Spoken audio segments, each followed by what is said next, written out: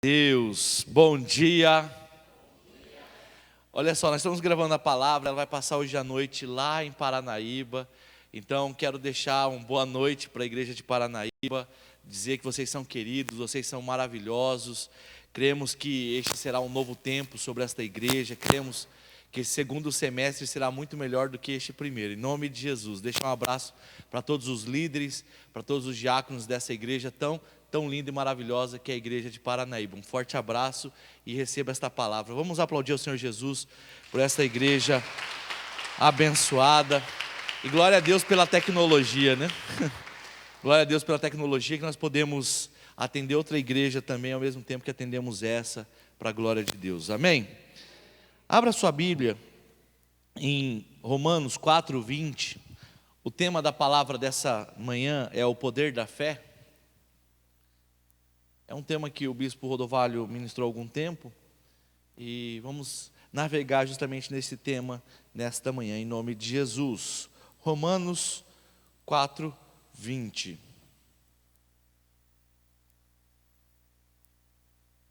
Glória a Deus.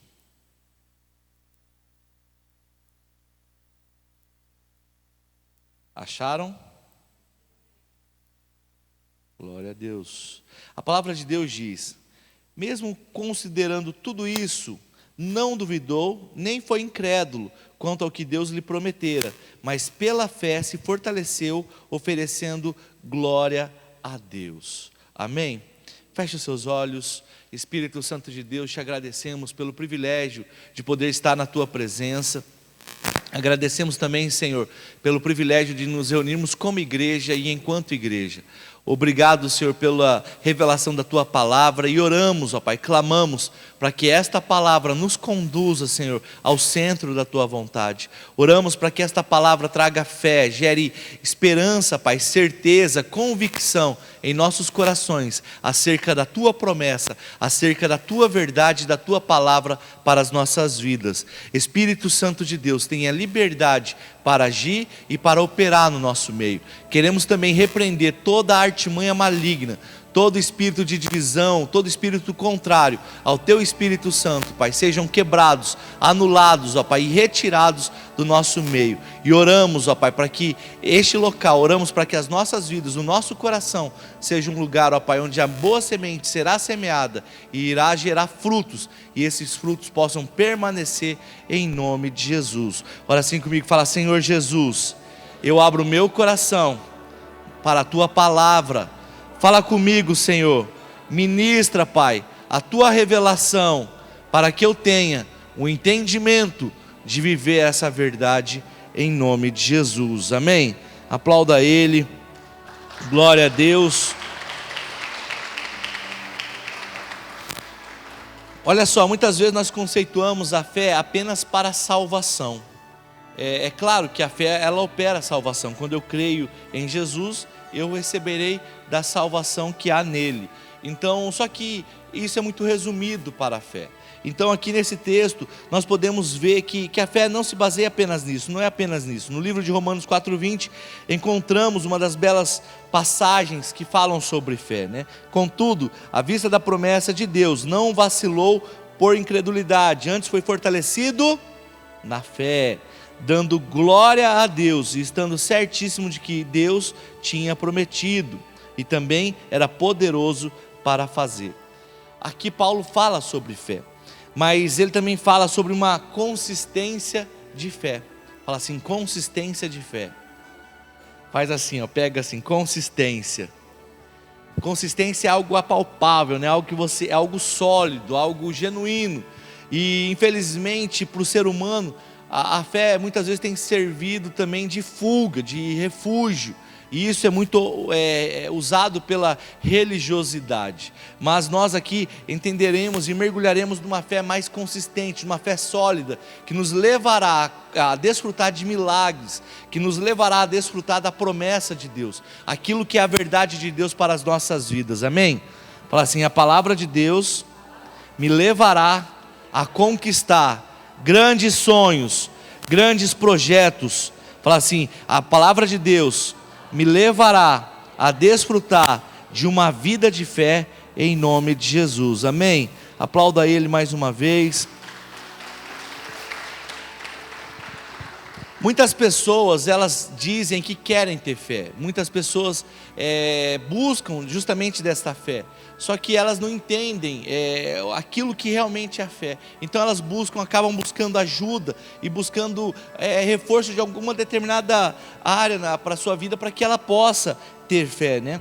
Então, por causa da insegurança, por causa do medo, por causa de dúvidas, acabam não desfrutando daquilo que a fé tem para as nossas vidas. Então, neste texto, antes de colocar a fé, Paulo também coloca a expressão: contudo, à vista da promessa de Deus, ele não vacilou pela incredulidade. Aqui nessa tradução fala assim: mesmo considerando tudo isso, não duvidou e nem foi incrédulo. Fala assim: não duvidou e nem foi incrédulo. Se nós pararmos para analisar essa frasezinha de uma forma racional mesmo, algo verdadeiro em nossas vidas, nós vemos que isso é algo difícil, né? Não duvidar e não ser incrédulo. Não duvidar e não ser incrédulo. Eu já testemunhei aqui uma vez, um amigo meu, pastor, ele teve a oportunidade de conhecer um grande pregador, um mentor dele espiritual nos Estados Unidos, e durante toda a vida dele, esse mentor, né, esse líder dele, o acompanhou justamente nos Estados Unidos, e ele teve a oportunidade de ficar um mês na casa desse líder dele, e quando ele chegou, ele voltou todo realizado, né, porque era alguém que ele sempre desejou em conhecer. E quando ele chegou, um dos primeiros testemunhos que ele deu foi justamente sobre o filho deste grande homem de Deus, né? Ele chegou lá na casa deste homem de Deus e o filho dele não voltava para casa. E quando voltava já altas horas da noite, voltava com assim, o aspecto de quem passou uma noitada mesmo nas drogas, na bebida, no álcool. E aquilo gerou um certo desconforto no coração deste meu amigo, né? E falou assim: puxa, sempre eu admirei este homem, e quando eu cheguei lá na casa dele, o filho dele todo todo prostrado diante das drogas, né? Diante daquilo que é errado, e este homem muitas vezes assim aceitava, abria a porta, acolhia, cuidava daquele filho dele, quando na verdade ele devia dar uma surra, né? Ele devia bater, ele devia trancar a porta. Aí um dos maiores testemunhos que eu ouvi na minha vida foi esse, né? Ele falou assim: até que um dia, eu já não aguentando mais ver aquilo, este pastor falou para mim assim, já não aguentando mais, eu chamei a atenção deste meu líder. Eu falei assim: meu irmão, como que você consegue, você com toda essa fé, né? Você com toda essa expressão, essa pregação, você consegue pregar e você ter o seu filho assim? Ele falou assim: puxa vida, meu irmão, eu pensei que você era um homem de fé. Eu não estou enxergando o momento dele hoje. Ele é meu filho, eu sei que hoje ele tem esses problemas, mas eu estou focando na promessa. E Deus disse para mim que este meu filho será um grande homem de Deus. Deus disse para mim que eu e a minha casa seremos salvos. Deus disse para mim que ele servirá ao meu lado e ele será um grande homem de Deus. Eu olho para a promessa, eu não olho para a realidade que ele vive hoje. Meu irmão, esse pastor, ele ficou assim: puxa vida, né? Pobre pecador que eu sou, né?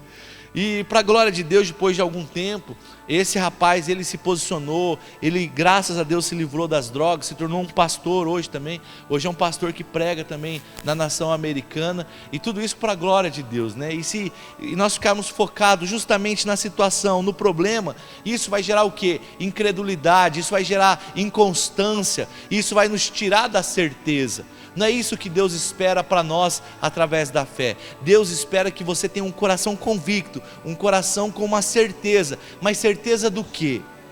Certeza do quê, né? Aqui está falando assim: mesmo considerando todas essas demais coisas, mesmo considerando a sua vida, mesmo considerando os seus problemas, mesmo considerando a dificuldade do gigante que você vai enfrentar, ele continua dizendo assim: não duvide e não seja incrédulo. Não duvide e não seja incrédulo, porque o Senhor, Ele te dará aquilo que Ele prometera, mas isso virá pela fé, e pela fé você será fortalecido, e através disso você oferecerá glória ao Senhor. Amém? Aleluia! Aplauda Ele, glória a Deus. Então, meu irmão, nós entendemos que toda vez que nós olhamos para a promessa de Deus, então nós não vacilamos, nós não trememos, porque nós temos um fundamento firme. Bate seu pé no chão aí. Balançou o prédio? Balançou o prédio? Por que não balançou o prédio? Se a gente pular, se a gente colocar aqui 10 mil pessoas aqui pulando aqui, não cabe, né? A lotação máxima aqui é o quê? 500, né? 500 pessoas pulando aqui, vai balançar o chão? Não, sim ou não? Claro que não, não vai balançar. Mas por que não vai balançar? Porque é firme, é sólido, né? É essa fé que Deus espera de nós. É uma fé firme, sólida. Mas firme e sólida no quê? Naquilo que é passageiro? Se eu firmar a minha fé nas minhas emoções, meu irmão, ela vai balançar mais do que bambu, vara verde, não vai? Se eu firmar a minha fé na minha realidade, a minha fé vai balançar também. Igual um barquinho no oceano.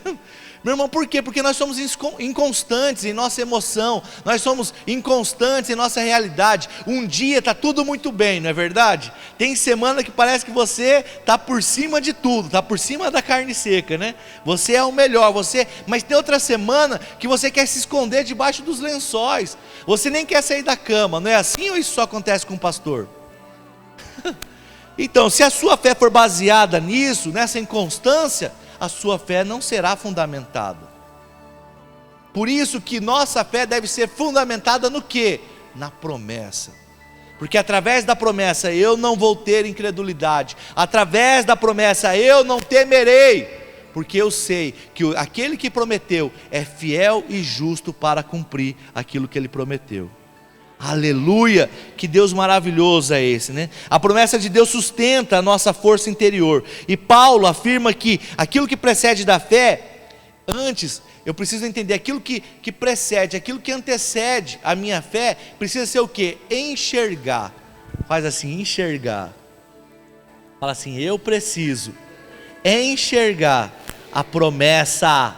Olha lá para a promessa. Muitas vezes, hoje, a sua realidade não te faz enxergar.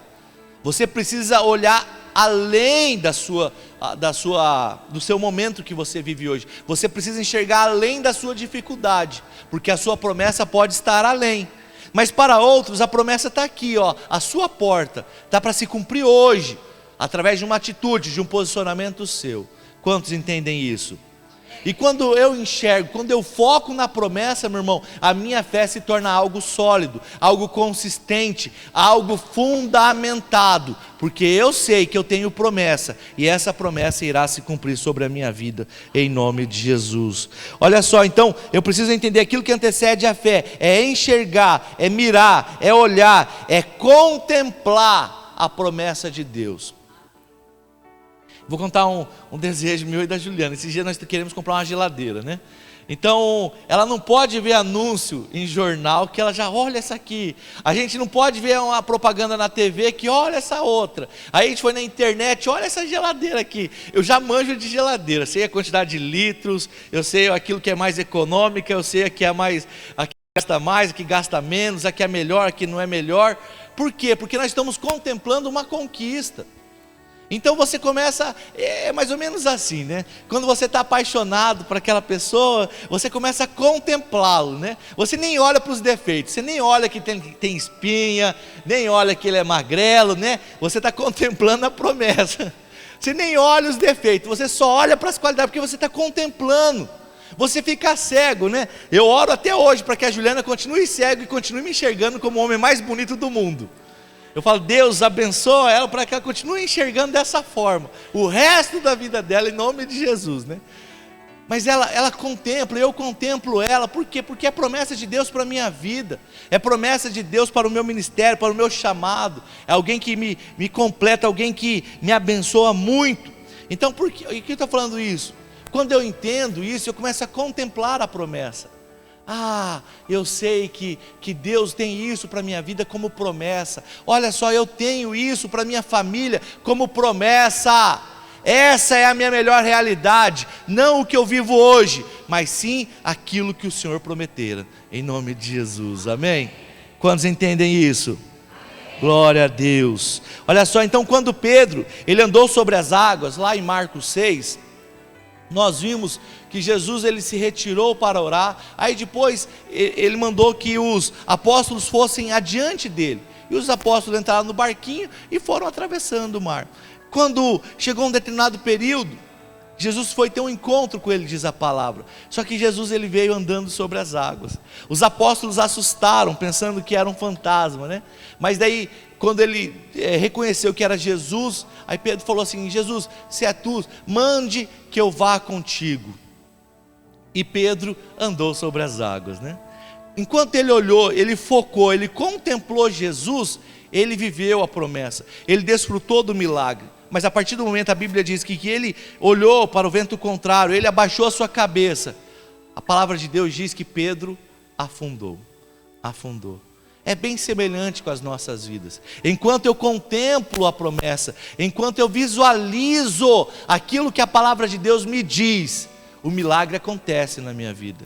Mas a partir do momento que eu perco o foco, a partir do momento que eu perco a consistência da minha fé, meu irmão, eu afundo.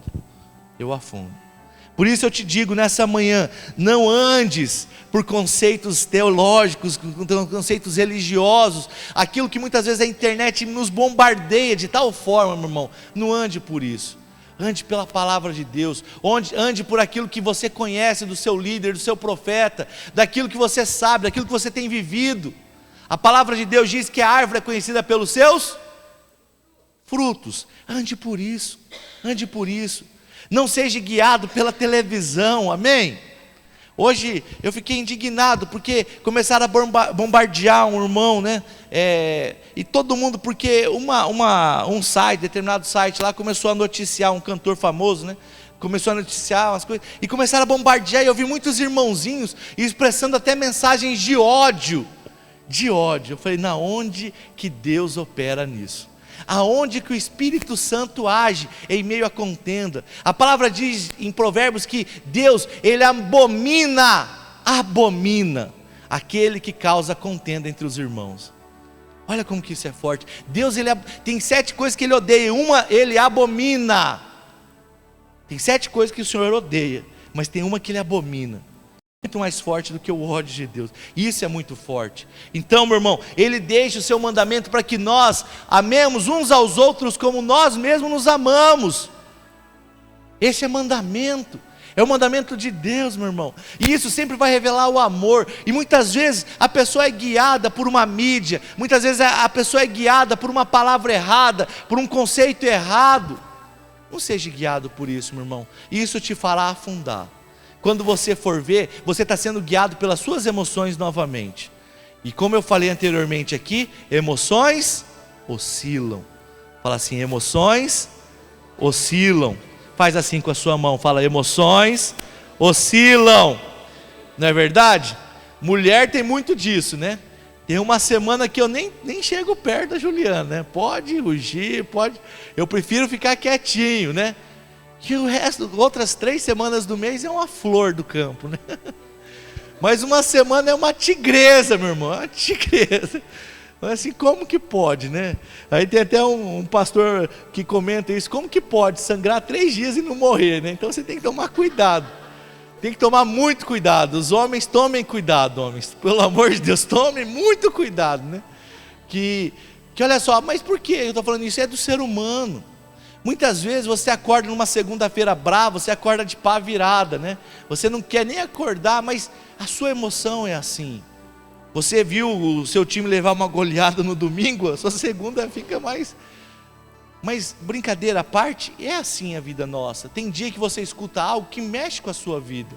Tem dia que você escuta alguma coisa que mexe com o seu dia a dia.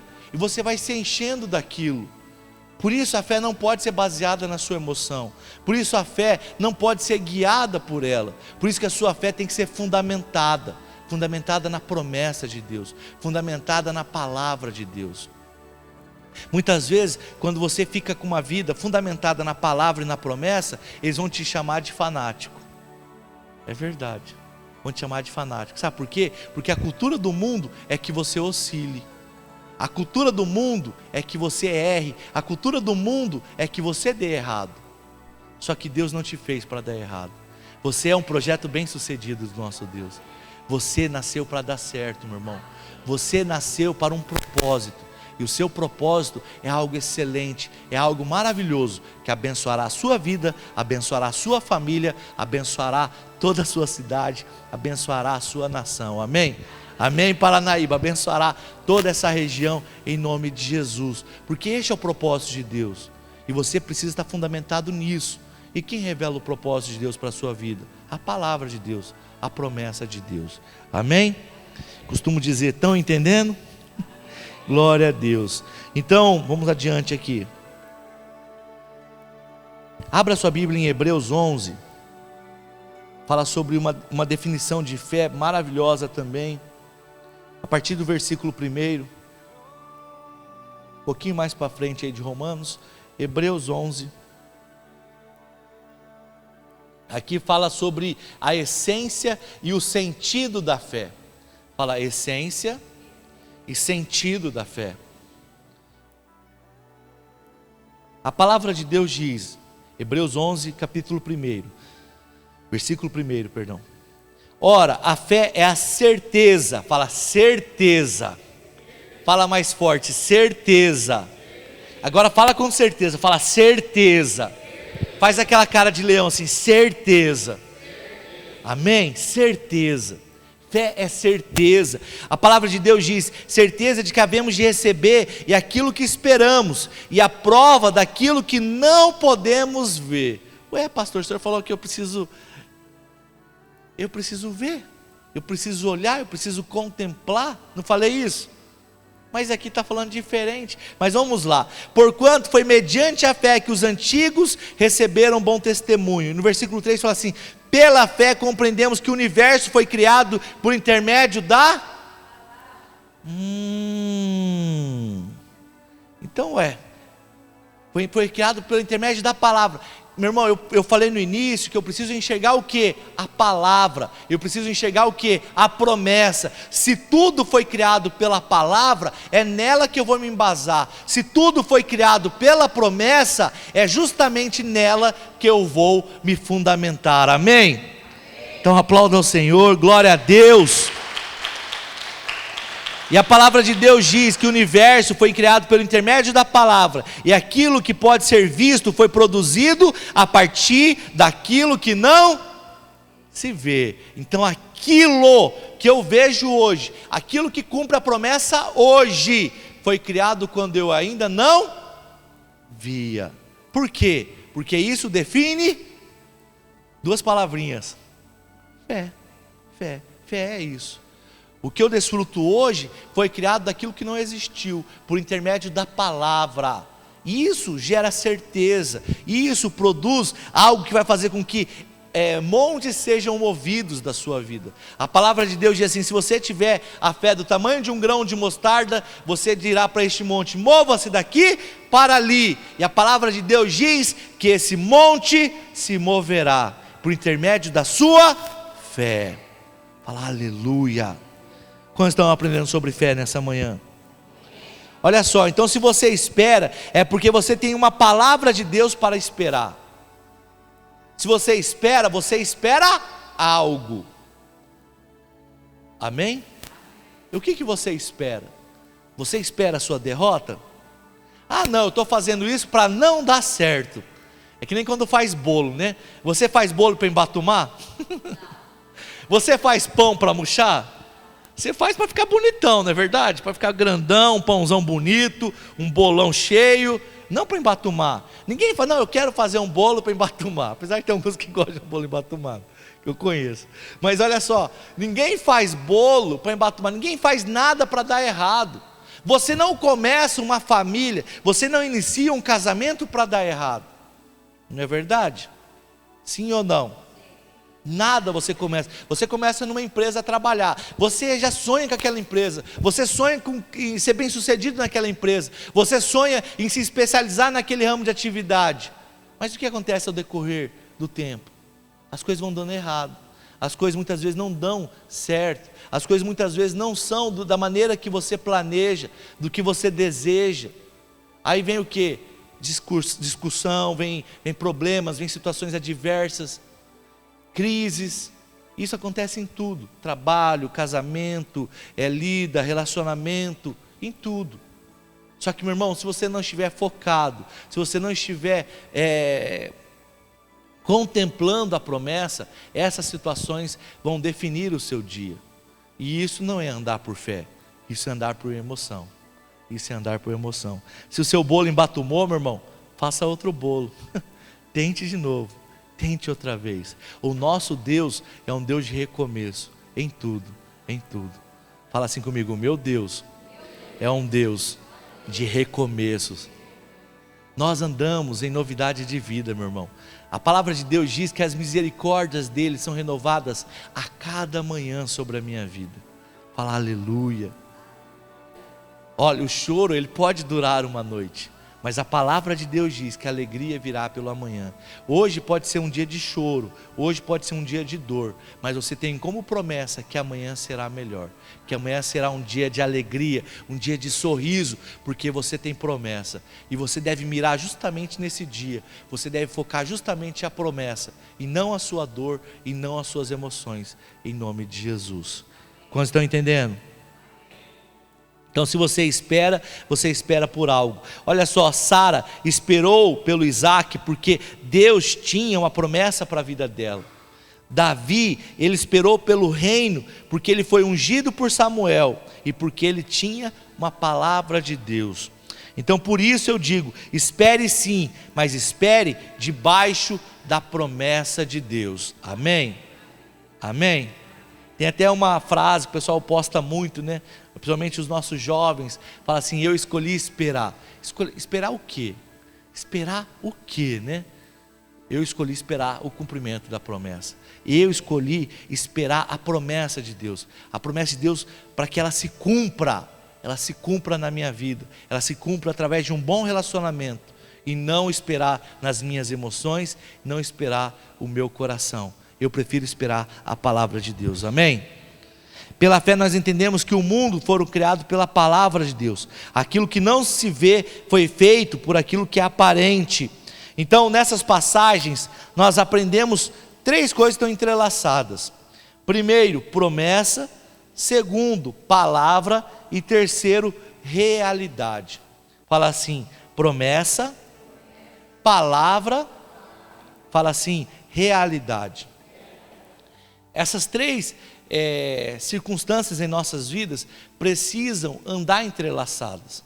Assim como a Bíblia nos mostra do que é fé e a definição das promessas e o cumprimento das promessas, como na vida de Sara, como na vida de Davi, e assim como na vida dos nossos heróis da fé, nós precisamos também andar entrelaçados nesses 3 níveis, justamente promessa, palavra e realidade. Então pela fé nós entendemos e compreendemos o processo que Deus criou o universo e criou todas as coisas.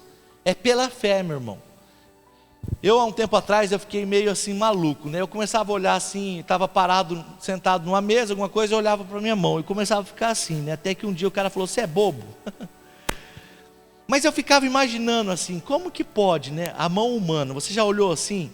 Hoje nós temos a engenharia robótica que já cria algo parecido, similar, uma cópia, uma imitação, mas não é isso aqui, não tem vida, tem circuitos, tem sistema, tem um mundaréu de programações para que ele faça isso.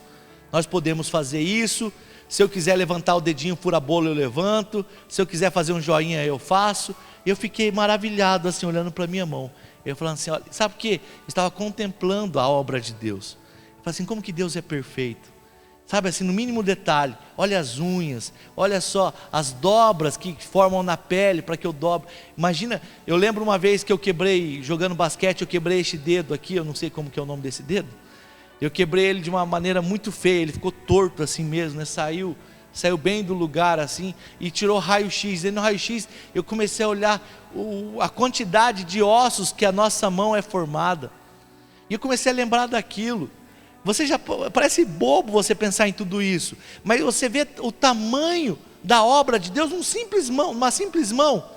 Imagina só, Deus criou isso, Só que a palavra de Deus diz que Ele não criou apenas isso, Ele criou todo o universo.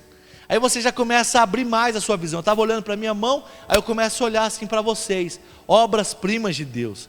Aí de repente eu olho lá para fora, os passarinhos voando.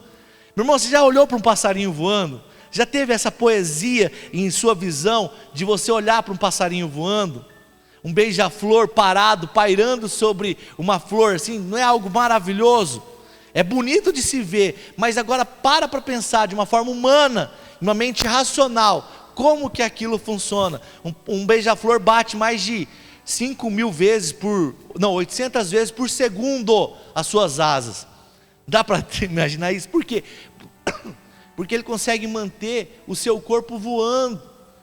Projeto de Deus, maravilhoso, não é? Vocês estão compreendendo o que é a obra de Deus? E Deus criou tudo isso através da palavra. Se Deus for capaz de criar tudo isso, Deus também é capaz de mudar a sua realidade. Deus também é capaz de mudar os decretos que são contrários à sua vida, decretos que são contrários à sua família, decretos que são contrários à sua história, porque Ele é poderoso para fazer infinitamente mais daquilo que pedimos ou pensamos. Aleluia, aplauda Ele. Eu pedi para que vocês abrissem, o último foi Hebreus, né? Eu me perdi aqui. Agora vamos lá para Efésios, Efésios 3, versículo 13.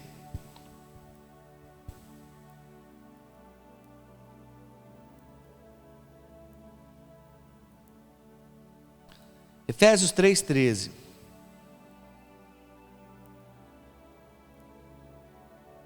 Quem achou, diga amém. Pouca gente. Está na projeção ou não?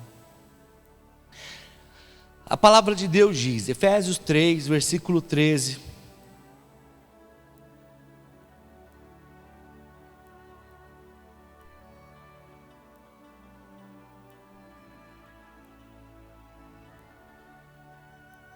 Nessa tradução fala assim: portanto, peço a vocês que não desanimem. Outras versões falam: rogo-vos para que vos não desanimeis por causa das minhas tribulações em vosso benefício, pois isso está a vossa glória.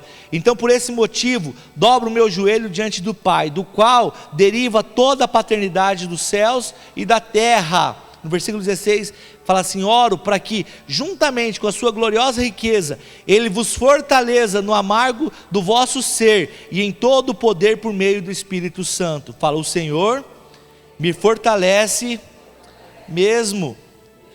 Âmago, o que é esse âmago aqui? Deixa eu olhar outra tradução aqui. Como está na sua tradução aí? Nós aproveitamos que estão.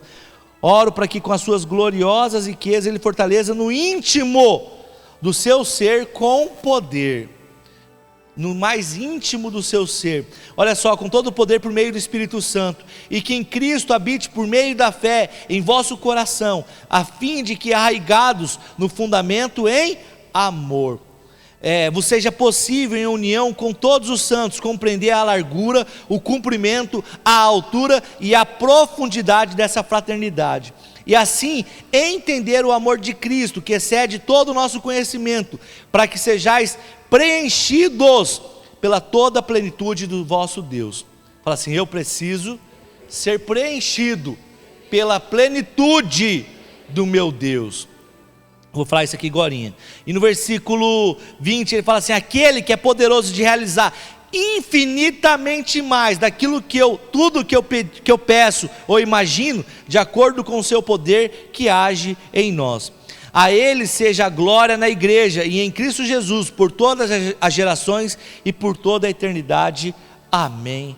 Glória a Deus. Olha só, aqui ele está falando no versículo 19, para que nós sejamos preenchidos pela plenitude do Senhor. Fala assim: eu preciso ser preenchido pela plenitude de Deus. O que é plenitude? Fala assim: eu preciso tudo de Deus no meu tudo. Fala assim: 100% de Deus em meu 100%. Amém? Não podemos definir áreas de atuações de Deus para a minha vida. Eu preciso fazer com que Deus, Ele domine as minhas emoções, Deus domine os meus pensamentos, Deus domine as minhas atitudes e até mesmo as minhas palavras. A palavra de Deus fala que a minha boca fala o que está cheio o meu coração. O que você tem falado nesses dias? O que você tem lançado nesses dias? Será que são coisas boas ou coisas ruins? Sabe o que acontece? No momento de ira, no momento de discórdia, a primeira coisa que eu faço é lançar palavras erradas. Por quê? Porque o meu coração está cheio de ira, cheio de discórdia. A palavra de Deus está falando, então, meu irmão, Ele é poderoso para entrar no íntimo do vosso ser. Aquilo que eu li aqui no versículo 16. Ora, juntamente com a gloriosa riqueza, Ele vos fortaleça no seu interior, com todo o poder, por intermédio do Espírito Santo. Coloque a mão no seu coração, fala assim, Deus, preencha o meu interior com a gloriosa riqueza de Cristo Jesus. Fala assim, encha-me, Senhor, com o teu poder, por meio do Espírito Santo, em nome de Jesus. Porque aí você vai ser cheio, meu irmão, e da sua boca irá fluir da presença de Deus, aquilo que não vai lançar decretos de maldição, mas aquilo que vai lançar promessa. Lembra do testemunho do pastor que eu falei? O irmãozinho lá, um outro pastor aqui de Campo Grande, falou assim, mas pastor, como que o senhor pode pregar? Como o senhor pode falar para a família, se a sua família está destruída? Este pastor podia falar assim, crentinho safado, meia boca, você não lê a Bíblia não? Ele falou, meu irmão, você está enxergando com uma visão humana, eu enxergo a promessa, eu estou focado na promessa. Ele falou isso, porque o coração dele estava cheio de Deus, meu irmão. Está cheio de Deus. Agora a nossa cultura normal, humana, nossa carnalidade, ela vai naquele decreto, toma lá, dá cá, né? Pisou no meu calo, você já viu, já era. Tem muita gente que fala assim, ficou escuro a minha vista. E quando eu fui ver, eu já fiz, eu já falei. Sabe por quê? Porque você está cheio de você mesmo. E isso oscila, Ontem um menininho no Arena, coisa mais linda do mundo. Acho que ele tem 12 aninhos, mas ele é miadinho assim, um skatista. E ele veio e falou assim, pastor, um guri veio me questionar na escola sobre a passagem que fala assim, que se eu quero encontrar a vida, eu devo morrer. Então eu devo morrer, eu devo chegar na frente de um cara com um revólver e colocar minha cabeça e ele me matar? Eu falei, não, meu irmão, não é isso que Deus está querendo te falar, não. Isso é um dom, martírio, você vai ser perseguido por você anunciar o nome de Jesus, mas não é isso que Deus tem para você não. Deus está falando para você morrer para a sua velha cultura, para os seus desejos de pecar, para aquilo que faz você sair da presença dEle, porque aí você encontrará a vida. Aquele gurizinho brilhou os olhinhos, né? Ficou assim maravilhado, puxa, é isso, pastor? Eu falei, é isso, morra para as coisas erradas do mundo, morra para o pecado e viva para Deus.